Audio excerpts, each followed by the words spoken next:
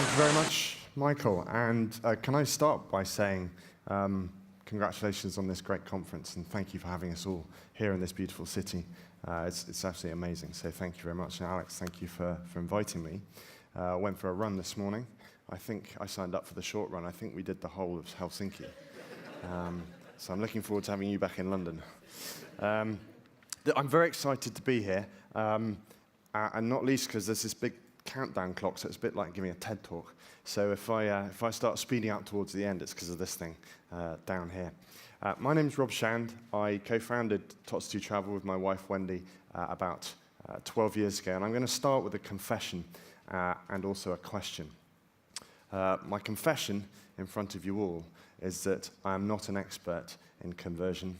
I'm not an expert in UX or UI either. I brought one with me from my team, but that's not me. I run the company. So why am I standing here? Why have I been invited? Well, I think it's largely because we've been on quite an interesting journey, and I've certainly made, over the last 12 years, quite a lot of learnings from that, and perhaps I can share some of those with you. Our startup capital was £250. That's all we had. In fact, that was a grant. That wasn't even our money. And that was 12 years ago. Last year, we raised £1 million in our first equity raise with a VC. And in that journey, obviously, we've learned a huge amount. The purpose of Tots To Travel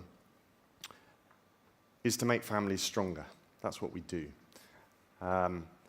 We do that by providing magical family holidays for them, and specifically targeted to families with children under the age of 5. So like Michael said, we are one of those niches. It's a pretty large niche, people that want to go on holiday that have young children. And that's perhaps, to answer your question, how we can compete against Airbnb. But I'm jumping ahead a little bit. And essentially, our business is human happiness. And that's really cool. That's a great business to be in. And again, that also helps us defend against the huge businesses out there, because we can be unique, we can be different. So that's why I'm here. My theme is experimentation, to try and keep it in line with the conference. And I particularly want to try and chunk up a little bit out of the detail and try and answer the question, if I was starting a company again and running a new company, what would I want to have in place before I tried to optimize the user experience? So what is it about a company and a brand and a product that you have to have in place before you try and optimize the user experience? So I said I'd ask with a question, and Michael's already mentioned that I used to fly these things. It was a childhood dream, which I did, but I stopped that a few years ago. What links a swimming pool and a Harrier jump jet? And I know the answer is not that obvious, but let me start with a swimming pool, and particularly an unenclosed swimming pool. And this is the story of how we came to found the company. We were on holiday, we had a baby, and we had a 1.5-year-old, a toddler, and we were in France at a gîte with a beautiful swimming pool like this. And we were outside one afternoon, and our little 1.5-year-old wandered out, clearly attracted by the beautiful swimming pool, because in the UK we don't have many of these. And he slipped, and he fell into the deep end. Now, you might think that when a child falls into a pool, there will be lots of splashing, and there'll be noise, and there'll be shouting, and there'll be screaming. But quite the opposite is the case. It's terrifyingly quick, and it's terrifyingly silent. And he sank. Luckily, my father-in-law saw and jumped in and got him, and he was fine. He's now 15, and he's just finished his first summer work experience in our company, which is nice and circular. But we came home from that holiday not only having had a near tragedy, but also having had no rest at all. There was no kit and equipment that we needed with 2 really young children in the property. And we hadn't had that much fun either, to be honest. We were trying to have the holiday that we used to have before children with children, and it didn't work. And so my wife, Wendy, who's the entrepreneur, said we should have booked somewhere that was more family-friendly. We had a look. This was 12 years ago, so the internet was a slightly different place. And we couldn't find anywhere. So she said, well, if no one else is going to do it, we'll do it. So we started Tots To France, as it was then, with 9 gîtes in France, and since then have grown to 8 other countries and become Tots To Travel. So that's the story of how we came about. And really, it's because of that swimming pool. That's really, for me, the symbol of what drives us in our business and drives us personally and provides the passion and the purpose and the mission of what we do. Because sadly, young children die in swimming pools every year, and it's really our mission to stop that But beyond that, as I say, human happiness, the magic of family holidays. That's what we're all about. I'll come back to the Harrier later. So one of my learnings then, over time, is really all about the product, and I'm going to bang on about the product, and my team know I bang on about the product the whole time. My job really as CEO is to make sure we concentrate on what we sell, to whom, and why, not how we sell it and for how much. Because until we got the first bit right, then there's no point in concentrating on the second bit. And that really means that your product, and certainly for us, our product is never static. We've not actually, after 12 years, settled on the right product, or we don't believe we have. So over on the left there, that's how we started in France with beautiful gîtes. And we then added ones in Italy and in Portugal and in Spain. And we found that there was an audience for this product, but actually, commercially speaking, it wasn't great for us, because once you've sold 2 weeks in June at a property like that, it's gone. You can't sell it again. So it's very difficult to scale. And each product is individual. Each property is different. So after about 5 years of trying to expand through growth by bringing on different countries, we came across a new type of product, which is essentially the same thing, your private space in a luxury villa, but on a 5-star resort complex. So you have the best of both worlds. You have 5-star hotel service and all the flexibility of your own self-catering space. And this one in the middle happens to be in Tenerife, which is an all-year-round destination as well. 79 units here. So we could get the right product. And now we had the magic of scale, because we could sell the same thing 79 times over rather than just once, and also it was year-round. And so once we found this, we managed to double the size of our company really quite rapidly, because also it resonated hugely with our audience. It's what they wanted. We're all on a couple of years, and now we've got problems with this, because we're now competing with the direct channel for the people that own this hotel, which we weren't initially. They'd use people like us to find customers for them, and also the likes of Airbnb, Booking.com, Expedia, all the tour operators also have this sort of product. So how do we differentiate? So we're in a world where differentiation is difficult, we're being disintermediated, so we're being cut out by the direct channel, and in the end, we're being commoditized. Everyone's driving it down on price. So we needed to escape from that. So latterly, in the last couple of years, we've started developing our own brand of product called Tots Love Fun, which is essentially the same type of product. This one on the right here is also in Tenerife, but we've taken control. So product for us has gone from having resonance but selling other people's product to having resonance plus control. So we've actually gone in and actually taken over part of this resort, and we're able to create an experience on the ground. We're able to make it unique to our company, and you can only book it through our company. So that is very much the future of product for us, and how we've experimented with product over the years, and how we changed the product and then changed the business model behind that product. We've not stood still on other things, such as web development. I cringe almost to look at our early attempts at it, but this was sort of 10 years ago, and that was our first. In fact, no, that wasn't even our first one. That was Tots to France. So this was our first iteration of Tots To Travel, and then subsequently a change of brand slightly and a whole new website, and up to our more recent one. So we have kept up with, as much as we can as a relatively small company, kept up with technological change and with brand changes. And we used to do it in that massive rebrand, change the whole website, make it live at 3 o'clock in the morning, cross your fingers and hope it's all good in the morning. We don't do that anymore, I'm sure, in common with everyone else here. So we have a platform, and yeah, we're relatively up to date with technology such as Frosmo, which is great. We've been using a year and a half now, and we've really used it in quite an agile way. In fact, we've redesigned entire chunks of our website using Frosmo. David, my tech guy, tells me that if we didn't load the Frosmo code on some of our pages at the moment, they would just be blank white spaces. It's the whole page. And we're also using it as a testing platform. But as I say, for me, running the company, this is important. This is really, really important. Optimizing the user experience is really, really important, but it's not as important as getting our product right in the first place. In fact, I believe it's a dangerous distraction, actually. If you think it's all about your website, first and foremost, you're probably wrong. And so experimenting with product is clearly the way ahead, and that turned out to be extremely important for us. because we decided to go for a new experiment, which was going from undercapitalization to capitalization, to having, to put it bluntly, to having more cash than we'd ever been used to. And for us, this was about a step change. I found, having raised this money, that it's really quite easy to spend a lot of money when you're not used to having it. And it's easy to spend it on things like more people, on iterative improvements to your website, your office, your tech stack, whatever.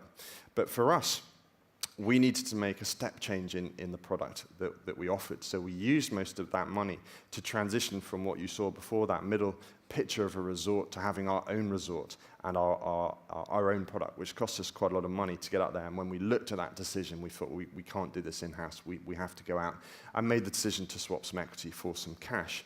The story of how that happened is quite interesting, because has anyone raised money through VC or private equity? Can I have a show of hands? Not a huge amount. So I'll spend a couple of minutes on this. We went out to the market in London. We must have pitched 100 times. And it's quite a soul-destroying experience, because a lot of people say no. And then one day I got a phone call from a chap called Dan, and I hadn't pitched to him, never heard of him, but a couple of friends of his with young children had used our company, and he's got young children, and he'd recommended us to them, so obviously word of mouth. And he said, I run a small thing in London with, we're looking for companies to invest in. I wondered if you'd be interested. And of course it was serendipity, because we were out there looking for money at the time. Turns out he's principal for Global Founders Capital, which is the London-based investment arm of Rocket Internet, who are based out of Berlin, and you might have heard of, because they are absolutely huge. And we got the opportunity to go and meet a chap called Ollie Samwer, who is one of the co-founders of Rocket in London. Half-hour pitch to him.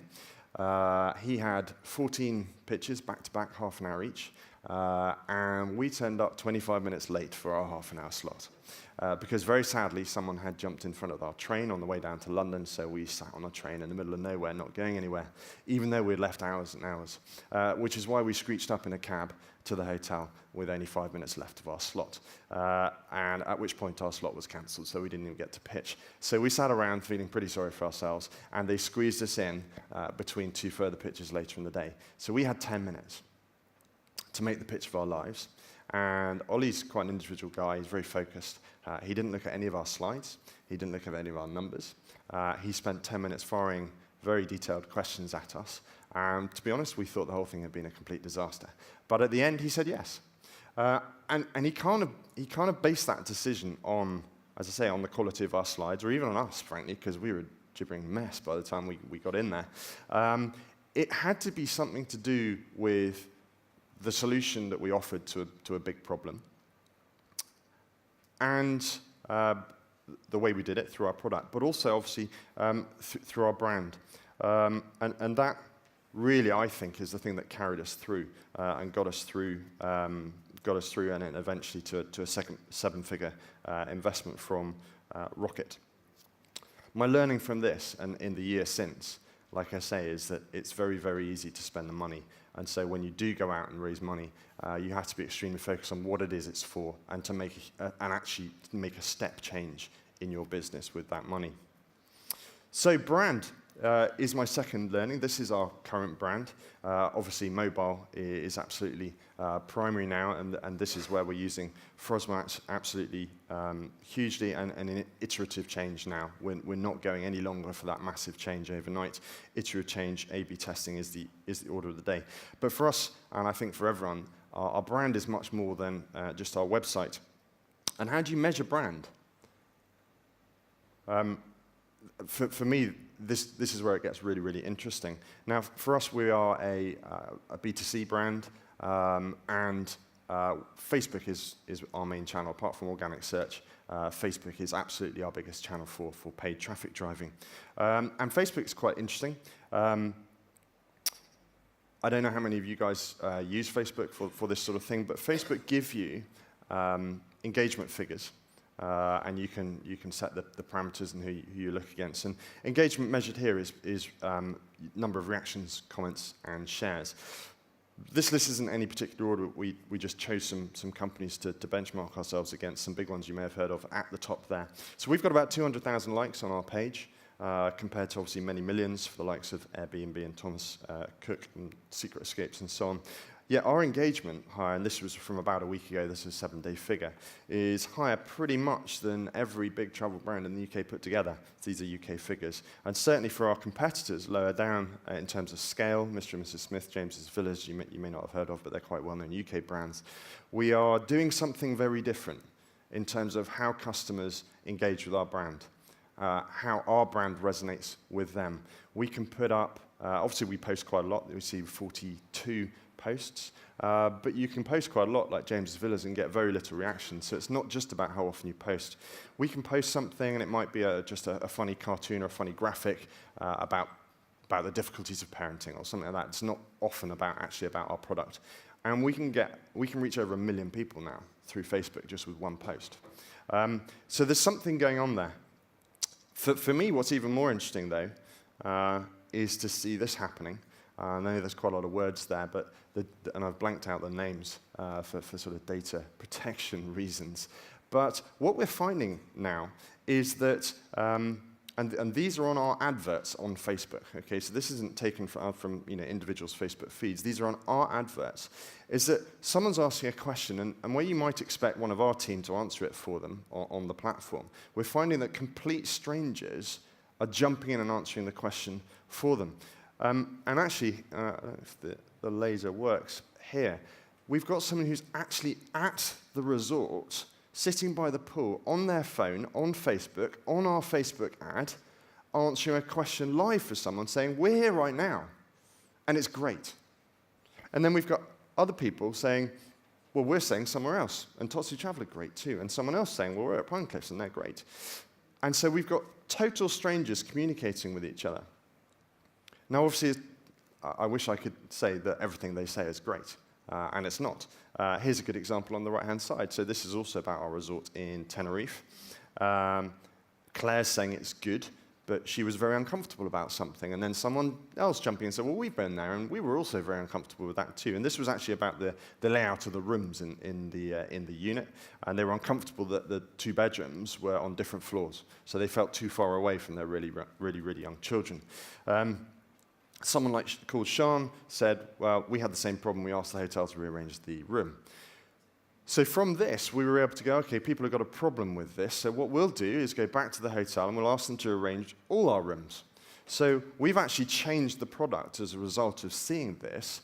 And now that increases our differentiation, because if you book through Tots, you'll get a room that's a unit rather that's been rearranged that is much more suitable for you as a family because of this sort of feedback. What I find interesting about this is that we're getting a visibility that we didn't used to have. This is what my marketing team would have called the wilderness before. Everything that is being said about your brand that you have no awareness of because it's happening between individuals is now happening on a platform that we provide and we pay for under our brand, and people are interacting with complete strangers in total view of us. The second point is it's not us then interacting with them, it's complete strangers. It's very, very interesting. And so I believe we'll get to a point in the future where platforms like TripAdvisor, which provide past data, if you like, aggregated past data, may become redundant because people at the point of the buying decision will be seeking live data from people that are experiencing your brand there and then, using platforms that we provide and we have visibility over. And I genuinely think that's going to happen. How do you control that? And the answer to that question is, I believe, is that you can't. You absolutely can't control that sort of interaction. We have no influence over it at all, perhaps except in the quality of the product in the first place. And I think that's my biggest learning from this, that your product or our product has to have depth, it has to have congruity, it has to have integrity in the round, the user experience, the customer service, and the quality of the experience on the ground. It's Darwinian. It's going to be survival of the fittest. And that's great news if you've got great product. And it's really bad news if you're trying to do it on the cheap. So it really is back to the quality of the product. I think the last point I'd like to make, as well as the product and the brand, is about why, the why. The why are you in business? Why are you in business as individuals? But what's the why behind your brand? And I asked you at the beginning what a link between the swimming pool and the Harrier was. For me personally, they both represent hugely life-changing moments. Obviously, when we nearly lost our son, and that gave us the inspiration for the company and part of our reason and our passion. But for me personally, you'd have to be nuts to start your own business. I mean, perhaps Michael will agree with me, I don't know. But you'd have to be nuts to do what we've done over the last 12 years. So you've got to have something about you that gets you up out of bed every morning, gets you to keep experimenting, keep changing what you do the whole time, to never settle, to never be happy with how it is now. Experimentation is exhausting. It really is, in every sense of the word. To find that your product is not right, and then if you think it is right, the market changes, or they want new things, or the product changes, you can never stand still. It's exhausting. So you've got to have something that drives you. And obviously what happened to us with that experience of the pool is part of the story. But for me, individually, as Michael said, used to fly Harriers. It was a childhood dream of mine. And then one summer day back in 2008, the finger of fate pointed at me and said, right, it's your turn. And I suffered a major engine failure. That's not actually me in the middle there, because there wasn't a photographer handy at the time when I had my accident. But that is a friend of mine called Martin. That was in Afghanistan. He had a suboptimal landing experience. But I add it because it's an amazing image, and you can see essentially how you escape death when you are put in a really crappy situation. The seat you're sitting on has 2 enormous rockets under it. And on that summer's day, I had a major engine failure. There's only one engine in a Harrier, sadly, and it glides like a brick. And I managed to eject about 4 seconds before that happened. So that is my jet on the right-hand side. Only the tailplane is left. And I ejected 4 seconds before that happened. And I was already under a parachute, and I watched it go in. And so from sitting in the cockpit to being 300 feet up under a deployed parachute takes 1.9 seconds. It's the most extraordinary British invention, the ejection seat, by a company called Martin-Baker. It saved my life. But in the process, I fractured my spine in 3 places. I was in rehab for 6 months, and I did go back to flying eventually to the Harrier, but then decided after about 3 months of doing it that I didn't want to do it anymore. I had some significant psychological issues as a result of the whole experience. But what it did do for me is help me reframe my life, because when I think I'm having a bad day in the office running my company, I just have to remember that, and that really was a bad day in the office.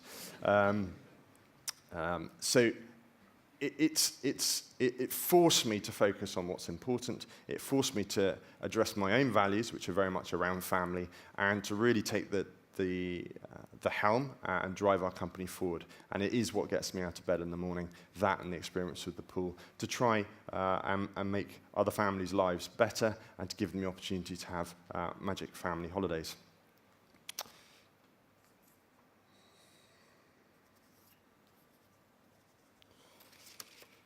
So, my red clock is counting down.